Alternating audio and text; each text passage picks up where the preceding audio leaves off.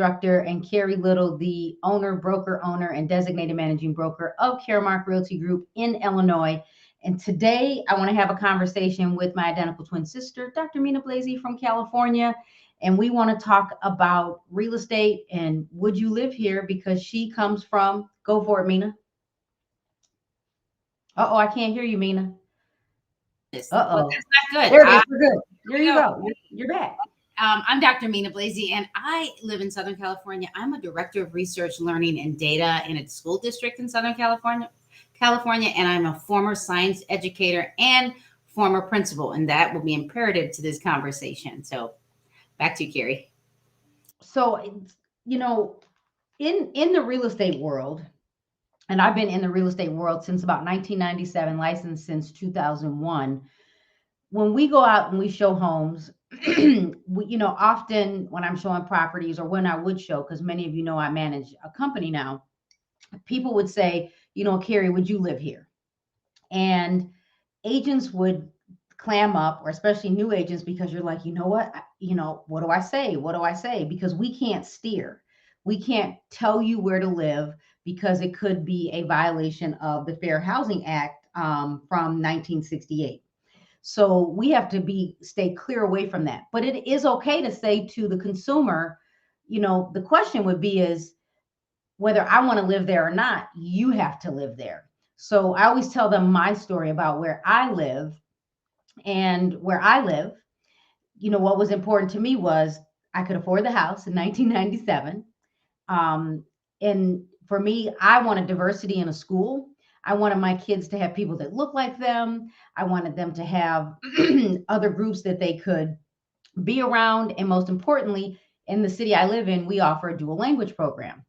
So I have two kids that can read, write, speak, think, dream in two languages, which is kind of cool. So for me, it was a little bit different. And a lot of times as agents, we're like, you know what? I just don't know what to say. So I always go back to the question of, take a second and think about why you want to live somewhere. Where do you want to move to?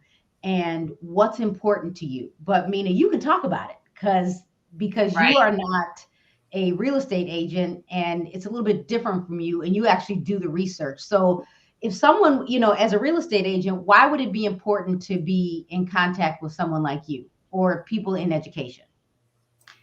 So I kind of want to do just a little bit of a recap and just let everyone know that's on Clubhouse that my twin sister and I are live on YouTube and Facebook, and we're streaming together on both of our YouTube channels. So if you're on Clubhouse, just know that you hear both of us, and it's two different people, even though we sound identical on Clubhouse. And we are talking about just comparing real estate agents and educational leaders. So back to the question, why is it imperative that you know someone like me? The reason why it's important to know someone like me, especially if you are moving to an area, you want to meet the principal.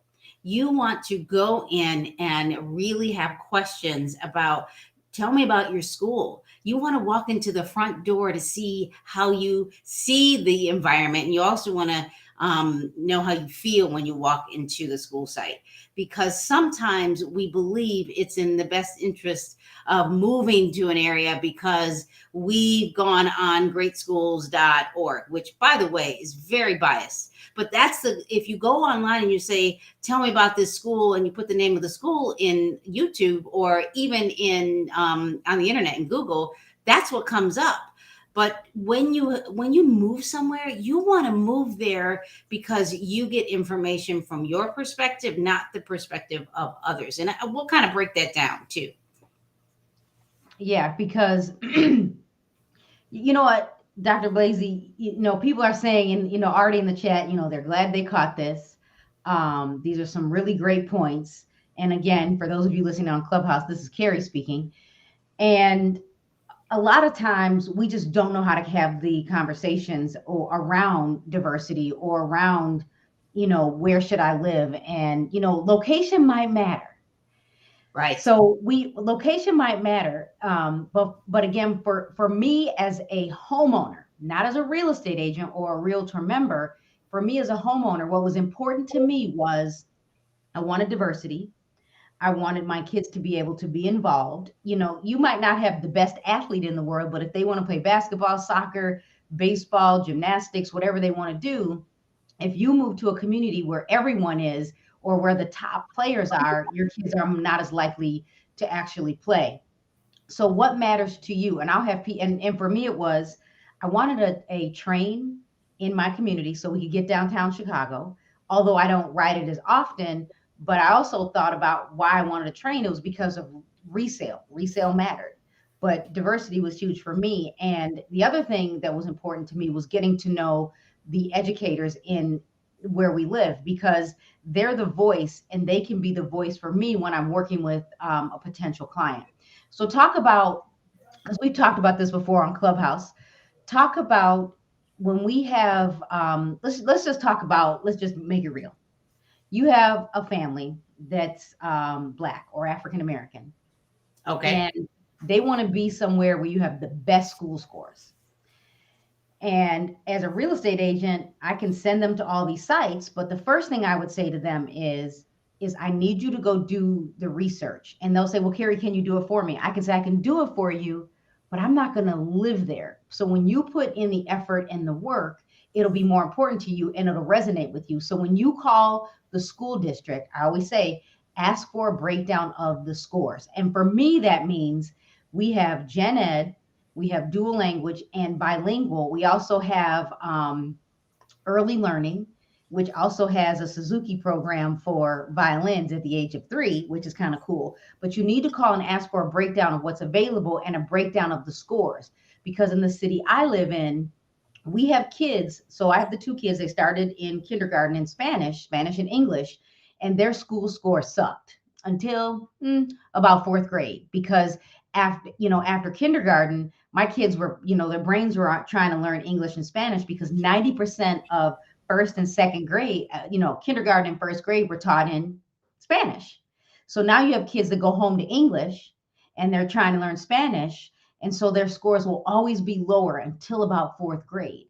But by the time they get to 6th grade, their scores are higher than the gen ed, the kids that only learn English, learn in English. So talk about why it's important to make sure when you decide where you want to live, knowing the demographics and knowing the school scores and why an African American child might do better in a different community.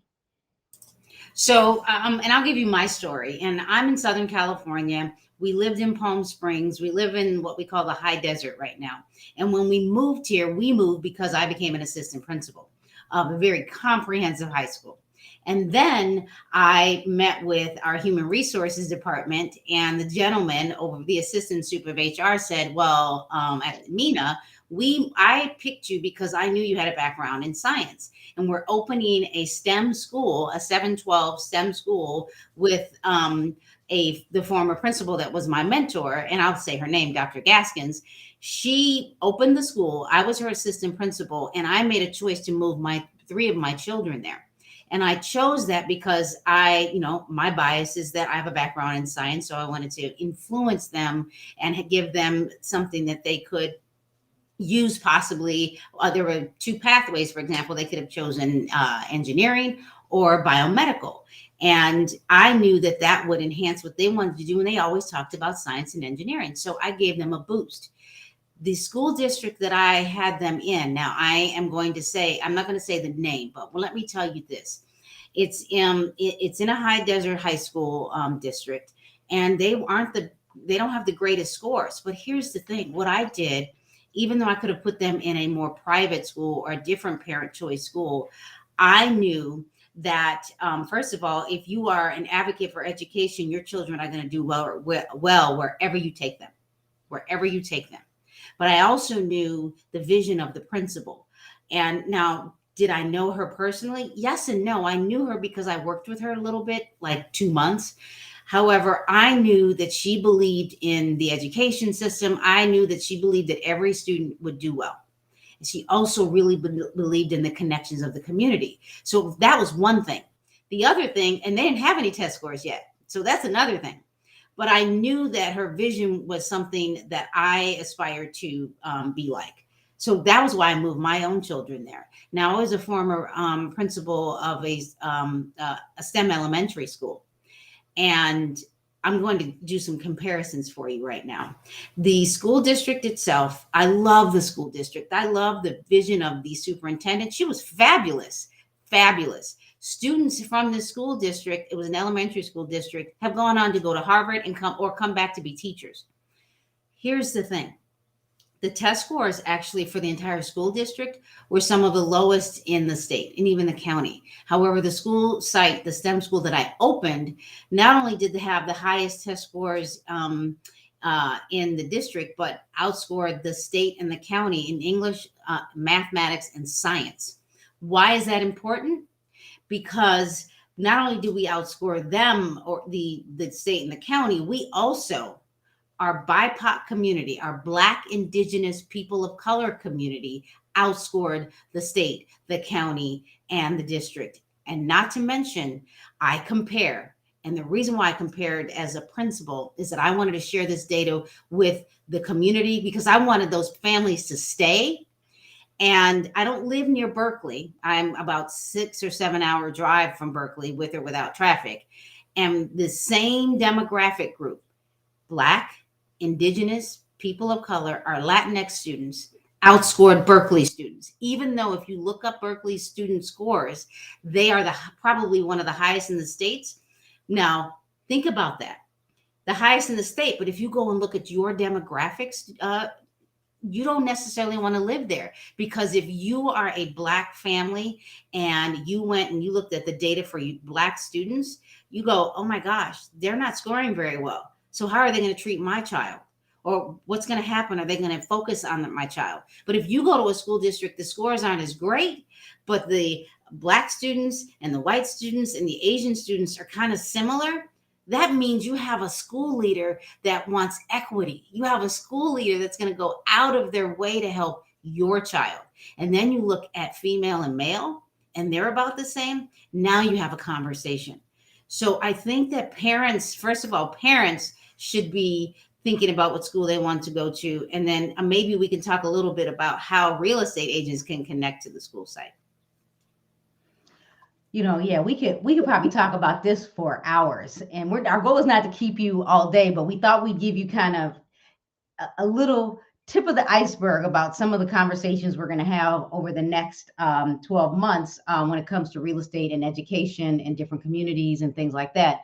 But so, yeah, you made a good point on why it's important for real estate agents to make sure they're connecting with the principals, maybe getting involved. So let's take it from this perspective. If you're a real estate agent and you're not involved in the school district, I should just say shame on you, but you need to go get involved. Number one, it's an opportunity for a lead, but number two, your kids are going to do better, right? It's the people that are involved that make sure their kids do well. So, because in the community I live in, we're a diverse community, but I learned that people that moved here from certain countries, the parents didn't come to school as much. But the goal was to try to figure out, how do we get the parents involved, and how do we make sure that our kids that weren't native Spanish speakers work with the parents that were native Spanish speakers, so we could collaborate together, so our kids were successful no matter what. So we made sure that our kids were going to go to college, whether they finish or not, at least right away. I know some of us are still working on that, but so get involved in the PTO or the PTA. Get involved if your kids are on sports. Get involved in the booster club. Show up, because when you show up, your kids show up, because number one, they're like, oh, my mom's here, my dad's here, I got to go do the work, right? Actually, right. And the other thing with that is that when you show up in kinder through fifth grade, typically parents stop showing up after they believe that they aren't as competent as the grade level. Stop that. Even if you don't understand calculus, even if you don't understand the middle school math, you need to keep showing up, because the more you're available for your children, the better experience they'll have. but parents tend to stop going to functions unless their kids are in sports. But you need to go to school, ask questions, and there are tips that I can share with you about how you can help your kids at another time. But you need to show up, because the day you stop showing up as a parent is the day your children start to think, well, you didn't show up last year. So then they start to get uncomfortable with you around. It's weird. No, show up. I was at the school all the time. Not to mention I was their AP or assistant principal for a little bit, but I was there even after that. So before we kind of wrap up, I want to ask this question, and I'll just state some of these things. So do school scores really matter? Answer that question. Do school scores really matter? Yes and no. No, when it comes to where you want to live, you need to feel comfortable and love the experience, because if you have a principal, a community, and teachers that really love children and work together and collaborate, the test scores don't need to be extreme. However, if you go to a school district where they focus on the academic piece so much that they only focus on the students that are high achievers, you will be disconnected from the school, and you will be pushing and fighting and pushing and fighting. And by the way, your child will probably be more likely to be suspended and or expelled, because they are a lower population in a demographic. And if they get triggered, or if somebody says something like the N-word in a child's ear and they finally lose it, the only thing people see is that child getting upset. So we really have to have a perspective and know that the principal is going to advocate for you. The principal wants to be there, and the community, it's a community effort. And you need to stay in the community, because you as a whole can help the community grow. We don't help our own communities grow when we go to communities that we think are going to help us because test scores are higher. Now, yes, they're important when you want to get into college. However, like I said at the beginning, if you are a parent that enjoys and appreciates education, your children are going to do well anyway. So we're talking about just your child or your children. They're going to do well anyway. And then you have the ability to show your children, especially if you're an ally, especially if you have white children, it's okay to let them go to these diverse schools, because your child's going to grow up and have a diverse perspective and give to the community in the United States and around the world. I truly believe that we need to allow our children to go to schools that are diverse and equitable. So then let me ask this, and you can give your final thoughts. What are the best ways for a real estate agent to connect with someone with the schools? What are the best ways? What are some of those things they can do? Okay, so write this down. One of the most important things you should do as a real estate agent is to connect with the school site and build a relationship. And you can build relationships by saying, you know what, I would love to come to your coffee with principal, and maybe I can sponsor your coffee with principal and bring pastries and fruit and orange juice and coffee, or typically we make the coffee. And then maybe I can talk about real estate, and maybe there's a topic that's of concern. You may not know what it is, but if you talk to the principal, do you have people that rent in your area? Do you have people that are looking to sell? So really think about that. And the other thing you want to do is, when you build those relationships, yeah, it probably is very beneficial, but you also want to go to board meetings. You also want to sit and learn about the school district, and you want to ask the principal, because you can't. You want to ask the principal if they would create a flyer for you that you can hand from the principal.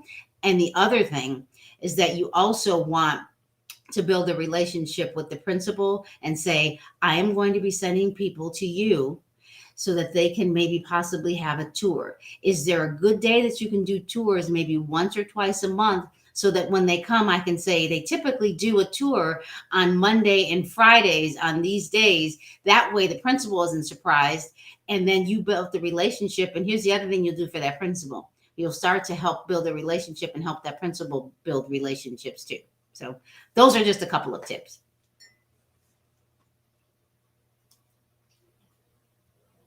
So I just want to thank everyone for joining us. And I would say to everyone that's out there, whether you're looking to buy a home or you're a real estate agent and you're working with buyers, take a moment, talk to your buyers and have them write a list of what are their must-haves when they go to buy a home. What do they want in the community? What do they want from a school district? What do they want with the park district? Do they need public transportation?